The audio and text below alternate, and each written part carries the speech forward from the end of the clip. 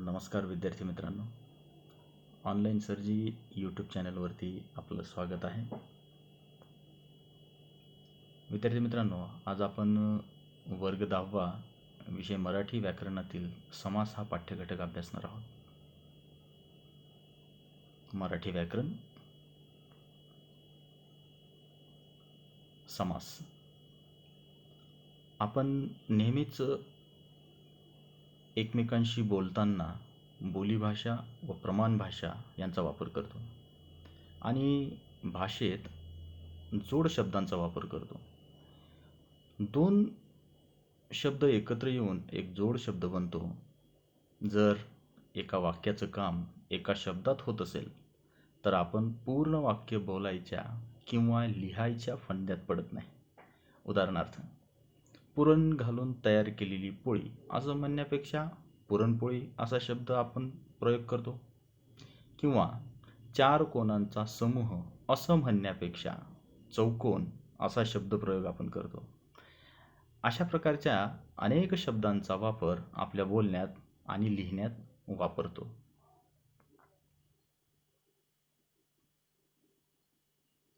समास कशाला म्हणतात? बघा, दोन शब्द एकमेकांशी जरी आले की त्यांच्यातील परस्पर संबंध दाखवणारे शब्द किंवा प्रत्यय यांचा लोप करून जो एक स्वतंत्र जोड शब्द आपण तयार करतो त्यास सामासिक शब्द म्हणतात.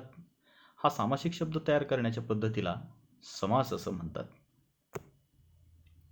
समास म्हटलं की त्या ठिकाणी शब्दांचा विग्रह आला. तर मग विग्रह कशाला म्हणतात? तर विग्रह म्हणजे सामासिक शब्द कोणत्या शब्दापासून तयार झाला हे स्पष्ट करण्याकरिता आपण त्याची फोड करतो.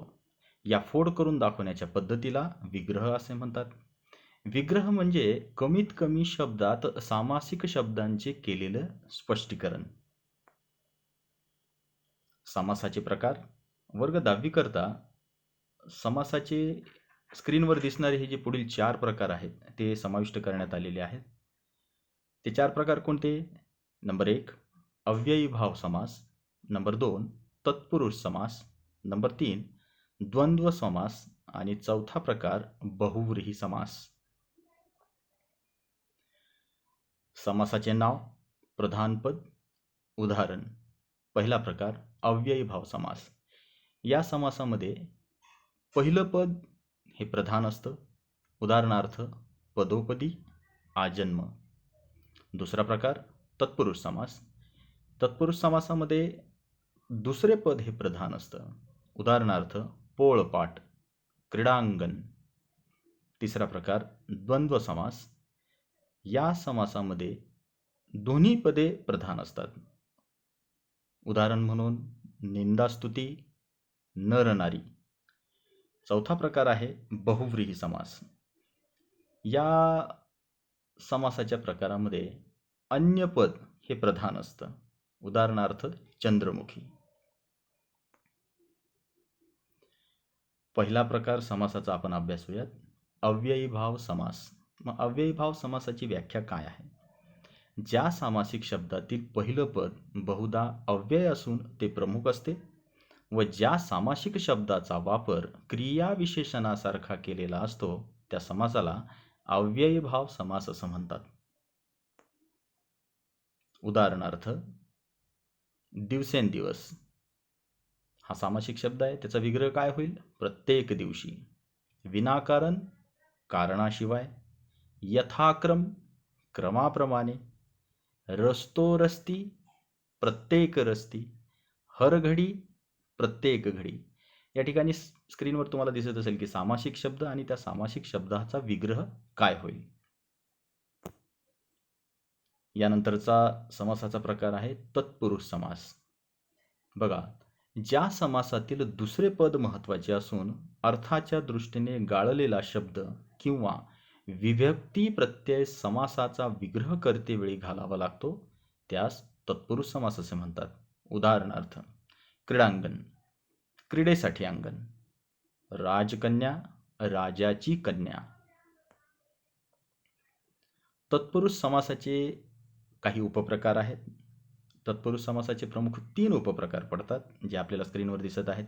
पहिला प्रकार विभक्ती तत्पुरुष समास. दुसरा प्रकार आहे कर्मधाराय समास आणि तिसरा प्रकार आहे द्विगु समास.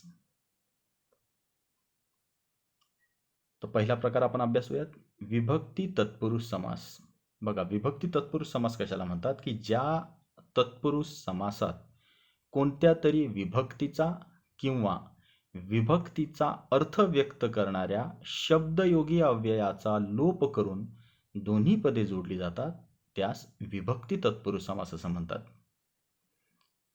तसेच या समासाच्या बाबतीत आणखी थोडी माहिती सांगता येईल की तसेच समासाचा विग्रह करताना एका पदाचा दुसऱ्या पदाशी आलेला संबंध ज्या विभक्तीच्या प्रत्ययाने दाखविला जातो त्या विभक्तीचे नाव या समासाला दिले जाते. उदाहरणार्थ, गावदेवी, गावाची देवी षष्टी तत्पुरुष. तोंडपाठ, तोंडाने पाठ तृतीय तत्पुरुष. कर्मधारय समास. कर्मधारय समासाची व्याख्या बघा, ज्या समासाच्या सामासिक शब्दातील दोन्ही पदे एकाच विभक्तीत म्हणजे प्रथमा विभक्तीत असतात त्यास कर्मधारय समास असे म्हणतात. या कर्मधारय समासाची वैशिष्ट्ये काय आहेत? दोन्ही पदे एकाच विभक्तीत असतात.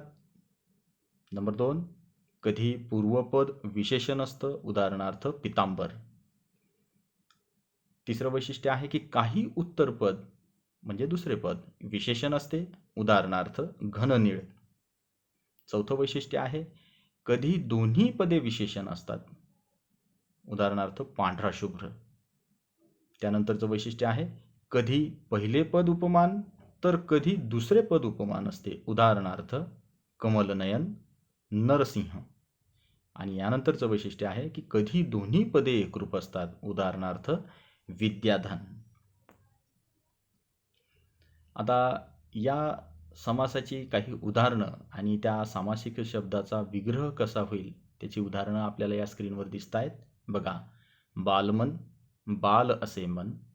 महाराष्ट्र, महान असे राष्ट्र. नीलकमल, नील असे कमल. विद्याधन, विद्या हेच धन. पुरुषोत्तम, उत्तम असा पुरुष. परमेश्वर, त्याचा विग्रह काय होईल? परम असा ईश्वर. कुसंगती, याचा विग्रह करता येईल कु अशी संगत किंवा वाईट अशी संगत. प्रतिभाबल, या शब्दाचा विग्रह होईल प्रतिभा हेच बल. श्यामसुंदर, या शब्दाचा विग्रह होईल सुंदर असा श्याम. कमलनयन, कमळासारखे नयन. भाषांतर, या शब्दाचा विग्रह होईल अन्य भाषा. दिव्य दृष्टी, त्याचा विग्रह होईल दिव्या अशी दृष्टी. मेघदूत, मेघरूपी दूत. क्षमाशास्त्र, या शब्दाचा विग्रह होईल क्षमा हेच शास्त्र. द्विगु समास. बघा, द्विगु समास कशाला म्हणतात? हा एक कर्मधारय समासाचा उपप्रकार आहे. या समासातील दोन्ही पदांचा संबंध विशेषण विशेष्य असा असतो. ज्या समासातील पहिले पद संख्या विशेषण असून त्या सामासिक शब्दावरून एक समुच्चयाचा अर्थ दर्शविला जातो त्या समासास द्विगु समास असे म्हणतात. हा नेहमी एकवचनी समास असतो. या समासाला संख्या पूर्वपद कर्मधारय समास असे देखील म्हणतात. या समासाची वैशिष्ट्ये आहेत.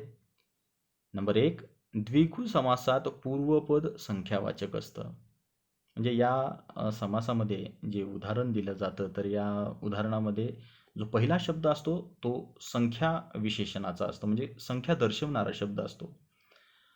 दुसरं वैशिष्ट्य की हा समास नेहमी एकवचनात असतो. या समासाचं उदाहरण नेहमी एकवचनी असतं. तिसरं वैशिष्ट्य आहे की सामासिक शब्दावरून एका समुच्चयाचा बोध होतो. बघा, या समासाची काही उदाहरणं आपण बघूयात. सामासिक शब्द आहे नवग्रह, त्याचा विग्रह होईल 9 ग्रहांचा समूह. षण्मास, 6 मासांचा समूह. द्विदल, त्याचा विग्रह होईल 2 दलांचा समूह. बारभाई, म्हणजे त्याचा विग्रह होईल 12 भाईंचा समूह. पंचवटी, त्याचा विग्रह होईल 5 वटांचा समूह. त्रिभुवन, त्याचा विग्रह होईल 3 भुवनांचा समूह. दशदिशा, 10 दिशांचा समूह. सप्तसिंधू, 7 सिंधूंचा समूह. पाचुंदा, याचा विग्रह होईल 5 पेढ्यांचा समूह. त्रिमास, त्याचा विग्रह होईल 3 महिन्यांचा समूह. तुम्हाला या स्क्रीनवर दिसणारी जेवढी उदाहरणं दिसतात, या प्रत्येक उदाहरणाचं एक वैशिष्ट्य तुम्हाला दिसून येईल की या प्रत्येक उदाहरणात संख्यावाचक शब्द हा त्या उदाहरणाच्या सुरुवातीला आलेला आहे. जसं नवग्रह, द्विदल, सप्तसिंधू, त्रिभुवन, हे संख्या दर्शवणारे शब्द या समासामध्ये दिसून येतात. यानंतरचा समासाचा प्रकार आहे द्वंद्व समास. द्वंद्व समास कशाला म्हणतात बघा, की ज्या समासातील दोन्ही पदे अर्थदृष्ट्या समान दर्जाची असतात त्यास द्वंद्व समास असे म्हणतात. तसेच ही पदे आणि व अशा समुच्चयबोधक त्याचप्रमाणे अथवा किंवा अशा विकल्पबोधक उभयान्वयी अव्ययांनी जोडलेली असतात. उदाहरणार्थ बहीण भाऊ, बहीण आणि भाऊ असा त्याचा विग्रह होईल. निंदास्तुती, निंदा किंवा स्तुती असा त्याचा विग्रह होईल. द्वंद्व समासाचे प्रकार तुम्हाला स्क्रीनवर दिसत आहेत की ते 3 प्रकार पडतात. इतरेतर द्वंद्व समास, वैकल्पिक द्वंद्व समास आणि समहार द्वंद्व समास. यापैकी आपण आता पहिला प्रकार अभ्यासूयात, इतरेतर द्वंद्व समास. त्याचं व्याख्या काय आहे की ज्या समासाचा विग्रह करताना आणि व या समुच्चयबोधक उभयान्वयी अव्ययांचा उपयोग करावा लागतो त्यास इतरेतर द्वंद्व समास असे म्हणतात. या समासाची वैशिष्ट्ये आहेत की अर्थासाठी दोन्ही पदांची अपेक्षा असते.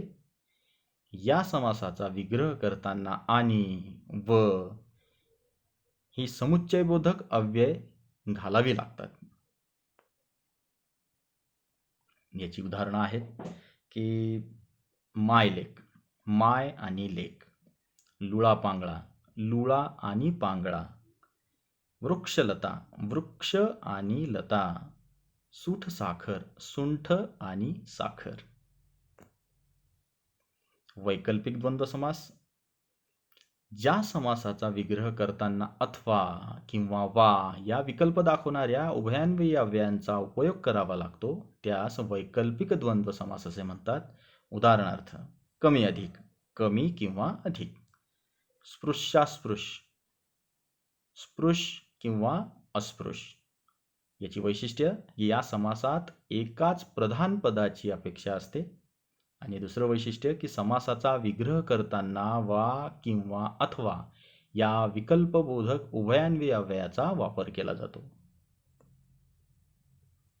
त्यानंतरचा प्रकार आहे समहार द्वंद्व समास. त्याची व्याख्या काय आहे की ज्या समासातील पदांचा विग्रह करताना त्यातील पदांच्या अर्थाशिवाय त्याच जातीच्या इतर पदार्थांचाही त्यात समावेश म्हणजे समाहार केलेला असतो त्यास समहार द्वंद्व असे म्हणतात. उदाहरणार्थ हळदी कुंकू, हळदी कुंकू वगैरे. पैसा अडका, पैसा अडका वगैरे. आता या समहार द्वंद्व समासाची वैशिष्ट्ये काय आहेत? नंबर 1, या समासाचा विग्रह करताना त्यातील पदांच्या अर्थाशिवाय त्याच जातीच्या इतर पदार्थांचाही समावेश केलेला असतो. त्याचं दुसरं वैशिष्ट्य आहे, या समासात आलेल्या आणि त्या जातीच्या इतर वस्तूंच्या समुदायाला महत्त्व असते, म्हणून हा समास एकवचनी असतो. सामासिक शब्द, त्याचं उदाहरण बघा आणि त्यांचा विग्रह बघा. स्नेही सोबती, स्नेही सोबती वगैरे. ख्याली खुशाली, ख्याली खुशाली वगैरे. पान पत्रावळ, याचा विग्रह कसा करता येईल? पण पत्रावळ वगैरे. सभा संमेलन, याचा विग्रह करा येईल सभा संमेलन वगैरे. मीठ भाकरी, त्याचा विग्रह होईल मीठ भाकरी वगैरे. तर धन्यवाद विद्यार्थी मित्रांनो. इयत्ता 10वीच्या पाठ्यक्रमामध्ये मराठी व्याकरणातील समास या पाठ्यघटकाविषयी आपण माहिती अभ्यासली आहे. आज आपण जी माहिती अभ्यासली, ही माहिती जर तुम्हाला आवडली असेल तर माझं ऑनलाईन सरजी हे जे यूट्यूब चॅनल आहे याला नक्की सबस्क्राईब करा, लाईक करा, कॉमेंट करा, शेअर करा. धन्यवाद.